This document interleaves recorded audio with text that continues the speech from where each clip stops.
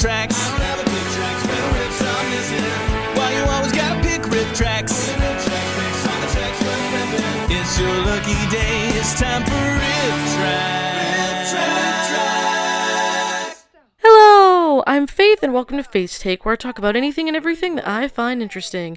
And welcome to episode 42 of every Rifftrax short reviewed, where I take 5 Rifftrax shorts in chronological order, review them, and give them a rating between 1 and 5, with the points being good, great, awesome, fantastic, and spectacular, because I don't think a bad Rifftrax short exists. Today we'll be covering a redo of a classic MST3K short, the oldest piece of media ever riffed, the sequel of a classic safety superhero, and of course another couple pieces of the Batman serial. So let's dive right into episode 42 of every Rifftrax short reviewed. Number 206, Mr. B Natural from December 19th, 2013. One of the nicest about my good friend Buzz Turner. Oh, Mr. B, sir, please. When he was in junior high. Originally riffed on the MST3K episode 319, War of the Colossal Beast, Mr. B Natural was then recovered by our intrepid Rifftrax team as part of the 2013 Kickstarter rewards, along with the short Norman Krasner from the last episode and A Trip to the Moon, which we'll be getting to in a moment. A great benefit to having Mike, Kevin, and Bill redo this short is that now we get to see a fully uncut version. I'm sure most of you have encountered the horrors about to unfold before, but allow me to summarize anyway. This is a 26-minute short all about the wonders of music and joining a school band. Now, while I can't speak for joining a school band, I do love playing music and play the piano and ukulele myself. However, I would never have done those things if the spirit of music was really so unsettling. Meet Mr. B Natural, a male character played by a woman who represents the spirit of music inside all of us. Mr. B shares the story of how he met Buzz, a loser in junior high who refuses to make friends, and how he convinced Buzz to give in to his psychosis and embrace music into his life. Boy, am I glad to see you. God, is that you? Mr. B Natural, at your service. Oh, great. Well, then could you scrub my bathroom grout? Generally, I live on this music staff. But when I get a message for help, I go off to appear before people. People often scream and try to hit me with the nearest object. Good. Oh, I've known an awful lot of people in my time. Man, Mr. B is one hippie son of a gun, ain't he? Let's go meet Buzz. I'm a creepy sorcerer. Including Jeannie, the cutest girl in school. Mr. B, sir, is that appropriate? Wondering what it takes to become part of the group, to really belong. Maybe standing here blank-eyed and creepy is how I'll work my way in. The kid is How about coming by my house for a while? I got some great new records. Not me, Jeannie. Chicks really dig his Pee Wee Herman impression. Oh, God. The orcs heard that. They're attacking. Mr. B Natural, at your service. A.K.A. Peter Pan Sexual. Well, what are you? Besides the source of my terror, Up there somewhere. Do I look funny? I feel funny. Well, I don't know, Mr. B. Buys right into the Mr. part. Like music, fear okay. is clouding his I don't senses. know about making music. I've been visiting with an 8-year-old friend of mine who woke me up recently. Talked him into playing the French horn, I did. You should hear him. Boom, boom, boom, boom, boom, boom. And French horns are eliminated from orchestras nationwide. Like that. He's not afraid.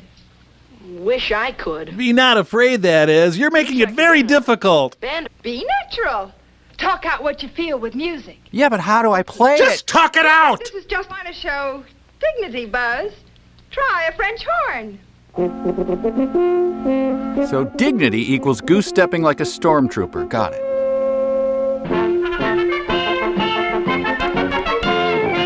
A female human's on my bed, hooray!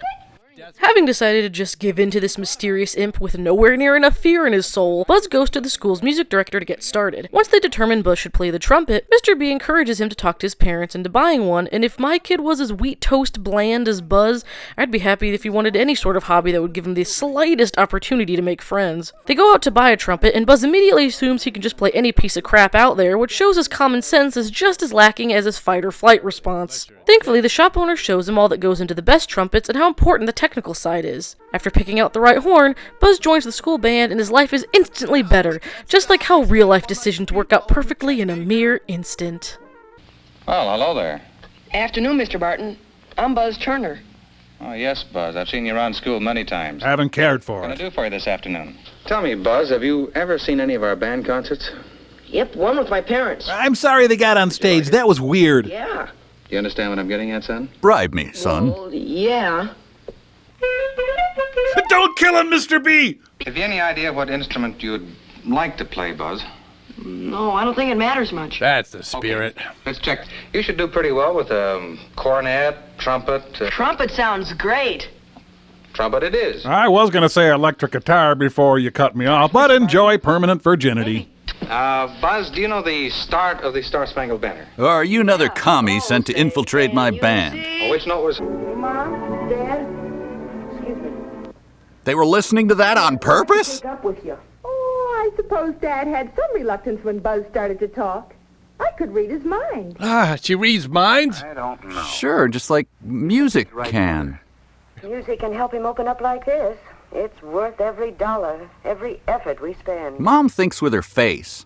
If you don't think there's a family headed for the music store, then you don't know parents who understand what it takes to make a child happy. Now, son, about your lady boy. There you are. You are simply making a small investment in your son's lifetime personality. Sounds good. He could use a personality. Doesn't matter much.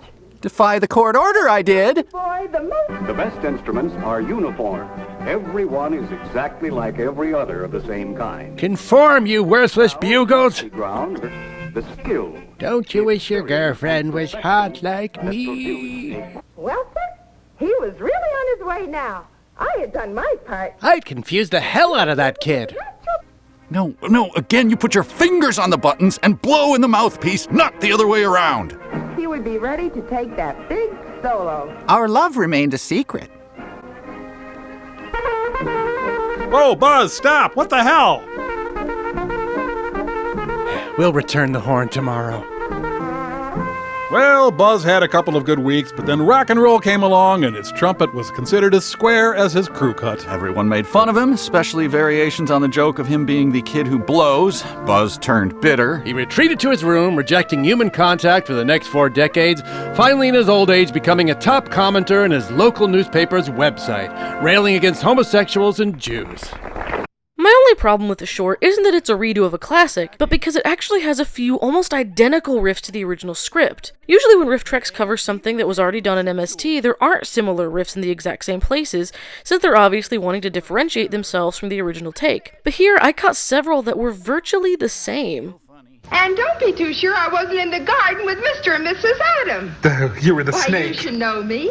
And don't be too sure I wasn't in the garden with Mr. and Mrs. Adam. Satan? Why, Make some music, huh? All right, let's go. thanks, Bart. That's not how you play it. Hey, make some music, huh? All right, let's go. Don't mean to be critical, but I don't think that's how you play a clarinet. I've been hiding here in my room all that time. You've seen me do everything? Well, you mean you've been hiding here in my room all that time? And I never even noticed? What did you see? If you tell my parents, I'll kill you! If you'll keep me awake, inside there. Bad touch. If you'll keep me awake, inside there. Ooh, I was hoping there wouldn't be touching. You listen to him, Buzz. Or I'll kill you. You listen to him, Buzz. Or I swear to God, I will skin you! Precision finishing. The most No noise there. precision finishing. Won't hear nothing. Hey, this one's broken.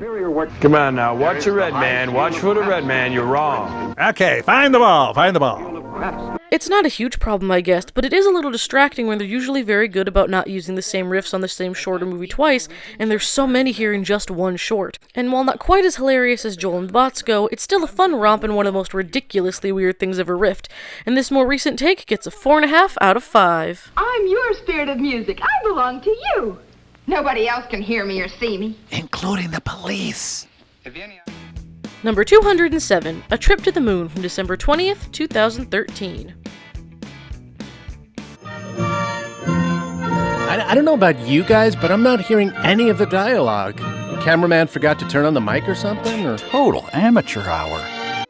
As I mentioned before, this short was released with Mr. B and Norman's bathroom misadventure as a part of the 2013 Kickstarter Awards. A Trip to the Moon is actually an important part of riffing history, as to this day it's the oldest piece of media ever riffed. The silent film was created in 1902 by French director Georges Méliès, and is still known for being one of the first instances of the sci-fi genre being put to film, which is pretty dang cool. The story starts when a group of wizards gather and decide to take a trip to the moon. We then get a montage of berobed old men building their rocket for the trip and getting set to launch. Okay, welcome to callback auditions for Gandalf. Remember, you're all great, but of course only one of you can be our Gandalf. Some of you will play Merlin in various K. Gordon Murray Christmas productions. I know it sounds weird, but don't ask. And one lucky gentleman will be caked in bird crap for the part of Radagast the Brown. A dotted line, of course. That's how we'll get to the moon. Our years of research have finally paid off. Gentlemen, please, if we can just reach agreement, we're mere steps away from giving the world the greatest lemon party ever seen. Why are they taking off their robes? Guys, I was kidding about the lemon party thing, guys! Guys! The film that marks the glorious moment in cinema when a true visionary gave audiences the chance to watch old men change. What? Hey, Tony Fell, should we cut and do another take? No, keep rolling. There isn't enough film. Can't we buy more? No, I mean there isn't enough film in the world. We have literally all the film that has been made so far. Long time ago. Look! Oh no, our backdrop is on fire! Oh, sure. Cowgirls guarding the launch pad. That old cliché. To our certain death, gentlemen! Oh, how I've longed for this moment of sweet relief! Even 5 more minutes of life in this wretched body would be an agony. Wait, we forgot our many, many supplies! You need them to survive! Sorry, can't hear you. Have a great trip. Despite all known laws of astronomy and physics, the gaggle of senior citizens actually make it to the moon after all, and land smack dab on its extremely unsettling face. And apparently they're all living in the Jimmy Neutron universe since they don't need any sort of helmet to be able to breathe out in space. After just arriving, they immediately decide to go to sleep and get snowed on by some celestial bodies? I don't really have an explanation here. They wake up, head underground, and find some sort of mushroom kingdom and discover life on the moon. They're then taken off to their king, where they promptly murder him and run back to the ship, which they pull off a cliff and fall all the way back down to Earth, where they land in the ocean and are finally congratulated and celebrated on their achievement. We tricked the creepy old guys into killing themselves. Hooray! It's a Varvilf kind of night. If you believe they blinded the man on the moon, man on the moon. Whoa! Early cloaking device depicted. That Millier's dude did it all. Mm-hmm. All the drugs, I mean. Uh-oh. 7 stars, Book of Revelation stuff. The Book of Revelation as interpreted by Rowan and Martin's Laugh-In, I guess. No, it's the Big Dipper. The 50s singer who sang Chantilly Lace was in the Bible? God, no, it's... Oh, hey, it's Margaret Dumont rehearsing for the Living Classics pageant. Huh. Hey, fellas, I just realized there's no oxygen up here, so technically we... They've wandered into the world of Thumbelina and Mr. Mole. My God, the ice cream bunny has colonized the moon. God, they've stumbled into Cirque du Soleil. Kill it! Yeah! Kill Cirque du Soleil! Oh no, they've called in backup from Vegas. They'll charge us $200 a ticket. Whoa, Walt Whitman is hulking out. Oh, Captain! My Captain! Just leave the nice jacket. That's all I ask for. Come on. Oh, crap, I'm exploded. Don't leave, holy capsule. Ah! Well, so far the science checks out extremely well for a movie made back then. This was made in the Middle Ages, right? R.I.P. Sebastian the Crab, crushed by a large foreign object falling under the sea. No, Mr. Philip Sousa, we told you did not land the gig. Please take your band and go home. Hello! That trip to the moon was the most exciting 5 minutes of our lives. Absolutely. Hey, hang on a second. We're gonna go back up there and kill the rest of them. Yeah, it's so addictive. Be right back. Order me a whiskey. A significant moment not just in film history, but riffing history as well. I'm giving this one a 3.5 out of 5. Once he finally woke up, Rip Van Winkle went on to a long career as an astronaut.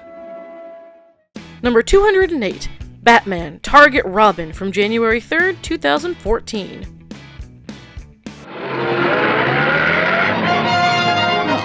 We'll drive past the hog farms and sorghum silos of bustling Gotham City.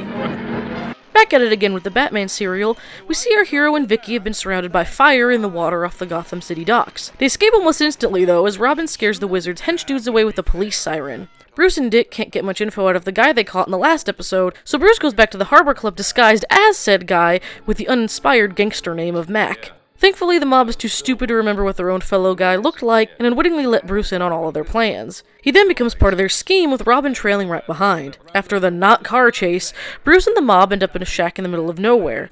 Don't confuse it with the shack in the middle of nowhere from the previous installments, though. Oh no, this is a completely new shack in the middle of a completely new nowhere. When getting your ass kicked by Batman, there must come a horrible moment of realization. My God, this guy is kicking my ass. Wait! Bats can't swim! Help, Vicky! Save me! Hey, why'd you jump in there? I mean, thanks, but why? Yes, Batman's dead. Now it's Robin's turn. Oh, damn it! Look! Hey, maybe we should shoot him? Nah, it wouldn't be fair. Another round of punching? Yep. How do I look? Like his twin brother. Now if you can only find where the mob hangs out. Our prisoner wasn't very talkative, but I found something on him that may lead us straight to the wizard. But first, look at this picture of my cat, huh? Batman, faker of head injuries. Nothing, Max. Boys were just wondering about you. Can I get you a blooming onion and an appletini? I hear the Batman never loses a prisoner once he's grabbed him. You did? You heard that? Kid Robin. You know what I mean. The stolen X90 formula. Oh, yeah, that's what I figured. You can count me in for the job. You can always use a guy with a fresh skull fracture, right? I thought this place is not safe. Why do we hold all our meetings here, then? I hear Batman doesn't like green beans. You guys ever hear that? You know what? Next time, let's all just agree to meet at our safe hideout rather than the one that's not safe. Save on time, gas, mileage. Cracker Barrel? Oh, please stop, please stop. Please remember pants this time, Robin. Please remember. He didn't remember pants! Again! The gang gathers around the radio to hear the omniscient announcer's nightly broadcast where he reveals that the real Mac is in custody, and the guys finally realize that this guy who looks and sounds nothing like Mac is in fact not Mac. Robin's able to distract them, but is immediately captured, making these past 2 minutes probably the most ineffective the duo has been through this entire saga. To prove he's an ally of the real Mac, the gangsters tell Bruce to shoot Robin dead.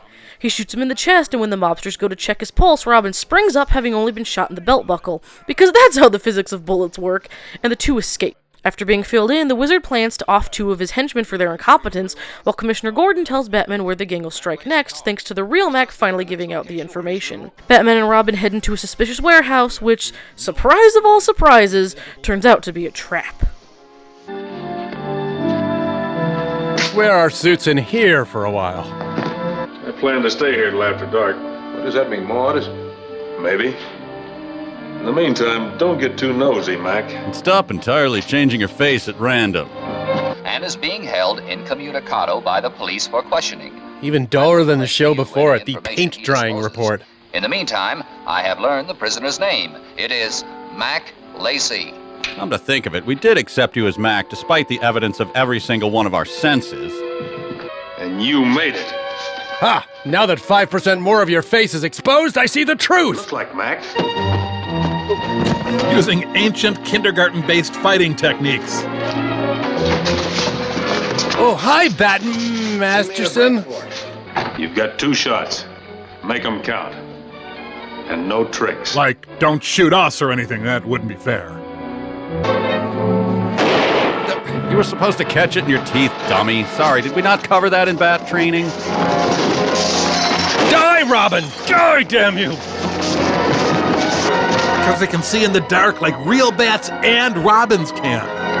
They might be tailing us in their car. That I want to see. Oh, shut up or I'll shoot you again. After what I did. Sorry. Station B calling headquarters. We totally suck. Over. Calling headquarters. This is headquarters. Go ahead. We had a couple of visitors, but they escaped. What the hell do you pay us for? Batman's Just wanted to get ahead of that. You've made your final mistake, Nolan. What do you mean? I'm replacing you with a sea cucumber and a hat. Bungling betrayal. I'd have found the Wizard's headquarters by now. I'd been advent for Brown's broadcast. Yeah, you seemed really on top of that situation. Mac Lacey talked. He's just named the next location where his remote control gang will strike. It's the Museum of Lame Gang Names. Someplace on Marine Street along the waterfront. It's not very definite, but it'll have to do. I'll be there in 15 minutes. Wherever it is in that indefinite area, I'll be there in exactly 15 minutes. Marine Street only runs a couple of blocks. Maybe we can stumble on a clue. Like that? Detective work. That was close. They almost had to walk a couple of blocks. Through that door. Another cunning deduction, Batman. Not in here. And Robin sifting the data and bringing the case home. I'm a ship captain. Whee!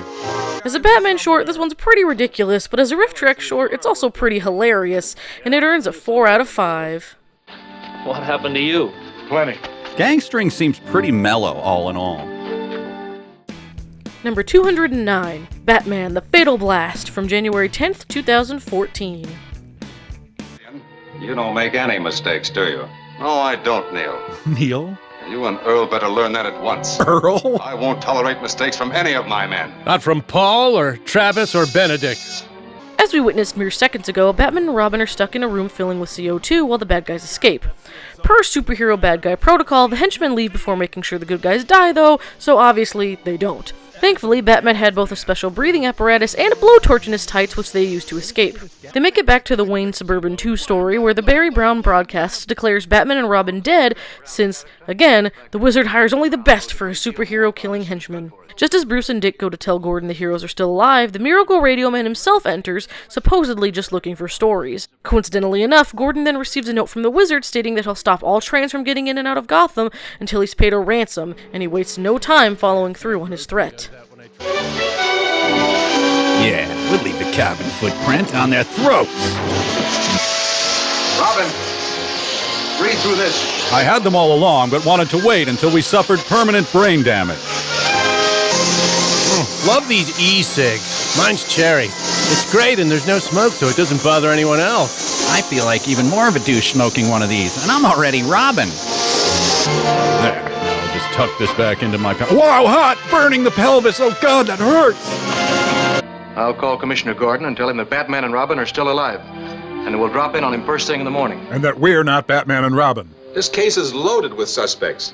Yet we haven't uncovered a single clue in the whole lot that would help us identify the Wizard. How can I help as a millionaire? Investigated a warehouse. Matter of fact, I'm low on news copy. I thought perhaps you might have a few scoops you could spare. Well, if I had, you'd have broadcasted them a long time ago. Bruce is having a great time there. Your material. Well, that's confidential. The Wizard demands that the railroads pay him an unspecified sum to be named later. He'd like it paid in some sort of currency. Professor Hamill's stolen remote control machine will be used to stop every train entering and leaving Gotham City.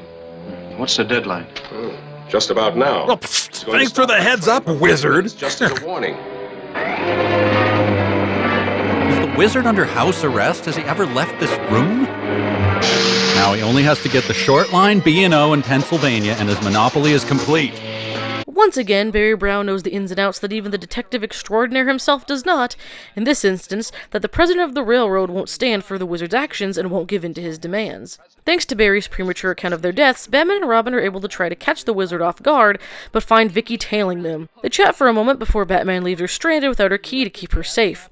And much like everything else he does, this doesn't quite work out for him as Vicky, shock and awe, has a spare key in her purse. Meanwhile, the Wizard remotely stops the railroad president Harrison's car, leaving him at the mercy of his gangsters. Batman and Robin finally arrive and split up just in time to rescue Harrison and his driver, but Batman and Harrison head into what I think is yet another random cabin, but the mob's actually a step ahead for once, and have left a device to finish them off in a fiery explosion. And they even have guys waiting outside to make sure they die this time. Say what you will about the Wizard's evil dealings, but he does hire guys who learn from their past mistakes. He flatly refused to submit to any blackmail attempts by the Wizard, regardless of the consequences. He then conceded that adding in that regardless of the consequences bit seemed needlessly provocative. And what's to prevent the Wizard from attacking Harrison on his way here? Batman and Robin might.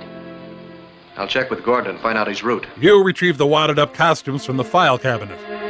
They won't expect us. Commissioner Gordon is the only man who knows Batman and Robin are still alive. He was also the only one who remembered my birthday. Classic Batman, yanking women's hair for no reason. No, doesn't that mean that Barry Brown is tied up with them? Maybe even leading them? I've suspected Brown for some time. Done squat about it, but I suspected it. And just how do you expect to stop me? By keeping your key. Don't worry, I'll give it back in time for the Going to keep me party. stranded out here in this wilderness? Not for long. As soon as I can get to a phone, I'll call Bruce and tell him to come get you. If he smells like freight coal and looks like he just beat up the wizard, that's just the stress of being so well endowed getting to it. Batman, outwitted by his greatest foe, the locksmith. Neil to headquarters. Neil calling headquarters. Come in, Neil. Again, this is the wizard talking to Neil. Is ready for operation. My appointment in Gotham City is less than an hour away. Your appointment has been canceled, Mr. Harrison. Hi, we're from Google Calendar, notifying you of a schedule change. Well, how helpful. Really, though, Bruce, you ever think of getting a second car just for the Batman stuff? Not now, Robin. But you are a millionaire, right? We'll talk about this later. Falls like a bat. Batman, how did you get here? Never mind that. Let's get to that cabin. Sure thing, Batman. No, it's Batman. Well, like I said, Batman. No. Robin's balding. This mission is really aging. Batman and Harrison are in the cabin. Why didn't you take care of him? I left a little package in there to do that. A package of Aquaman coloring books. They'll be busy for hours. You stay here. I'll check on Robin. On second thought, Robin. I don't know any Robin. Look at my watch. The second hand's racing. Sure, we're trapped by gunfire, but my watch. Good. Best way to fight a fire is to stand perfectly still. Oh boy, this has Waco conspiracy scandal written all over it. Will the title of Fatal Blast turn out to be a lie like so many of the other serial's previous titles? Tune in next time to find out. But in the meantime, this short earns a 3.5 out of 5. Car's coming. You sure it's Harrison's? The license checks. Hire the suicidally depressed gang for your next caper. Number 210, Safety Woman, In Danger Out of Doors, from January 31st, 2014. Okay, kids. Thanks, Guardiana. No, shh, that's a secret. Whatever. We saw the first one. You may remember the first time we met Safety Woman from way back in the second episode of this series, being the 8th short ever covered by Rifftrax back in 2008. Now over 200 shorts later, we're being reintroduced to the lamest superhero this side of Ben Affleck's Batman. For those that need a refresher, Safety Woman, also known as Guardiana, was originally just Karen Kingsley, freelance architect and crossing guard, until some squeaky-voiced aliens decided to bestow her with godlike, safety-enforcing superpowers, as we see in a flashback to the same sequence from the first short. After the recapped origin story, we see two of the local students going out on a lake by themselves, starting out their trip by leaving their life jackets on land. And this being a safety short means that could only be the best of ideas. I'm in danger, but I'm all out of doors! I think that's what they mean. Kevin and I are going to go hiking up to the lake. Camp Crystal Lake. Can't wait. Take his boat out. Don't worry about us, Miss Kingsley. We'll be all right. Our school's starting a Danger Dodger Club. Speaking of school, will you ever let us go there? Yeah, this road better not lead to the master's place. Ours needs freelance architects. Forget the spaceship. It sounds like the church organist is slowly dying. Someone get help! It's okay. Just sound it out, aliens. You're doing great. Guardiana. Safety Woman. Literally the most powerful being on Earth. Now go help kids cross the street. Yep, nothing says hiking to the lake like plaid slacks and a matching plaid Kangol. Are you ready to shove off? All right. And are you ready to jam it? Oh, I see what you're saying. Shove. Yes, spending a day on the lake with one's best friend should be a grim, silent business. 24 hours later... Help! Help! Help me! Jody, I'm coming! I'm coming to mock you for having the name Jody!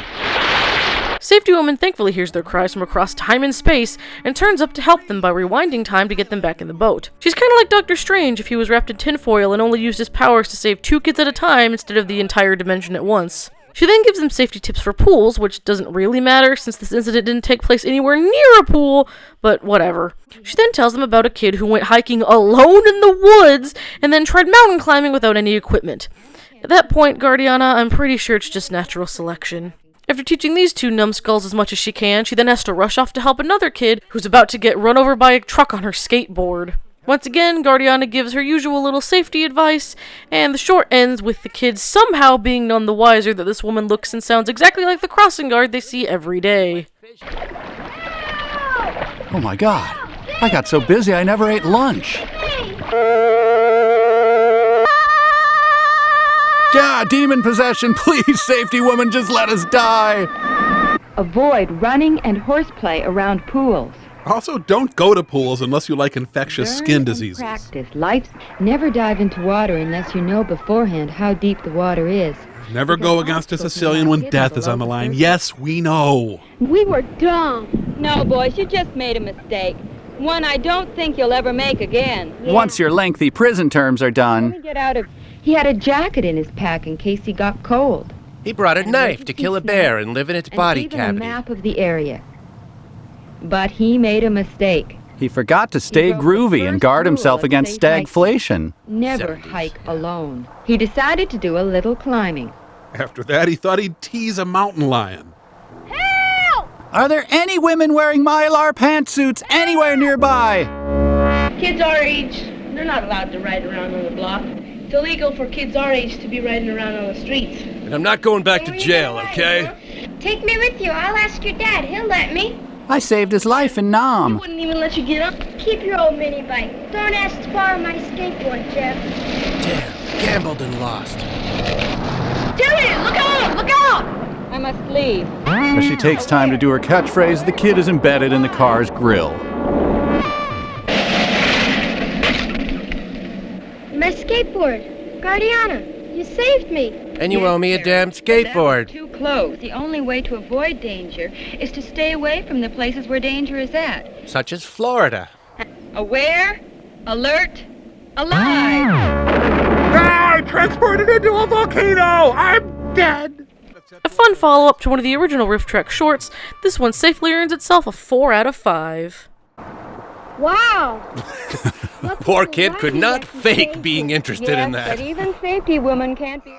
As always, thank you all so much for watching, and special thanks to all my splendid Patreon supporters, including Jackie Ball, Kevin Nata, Victor Cordova, and Tony Briscato. And not to jump the gun, but we are so close to getting 1,000 subscribers. 3 years ago, that was just some pipe dream for me, but now that we're less than 24 people away, it's totally feasible.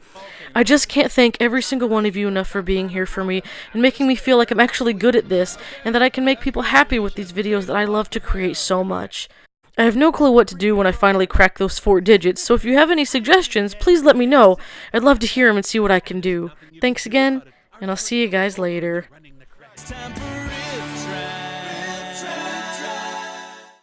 As we witnessed mere seconds ago, Batman and Robin are stuck in a film. But thankfully, Batman had both a special, stating that he'll stop all trains from getting in and out of Gotham unless he's paid a random.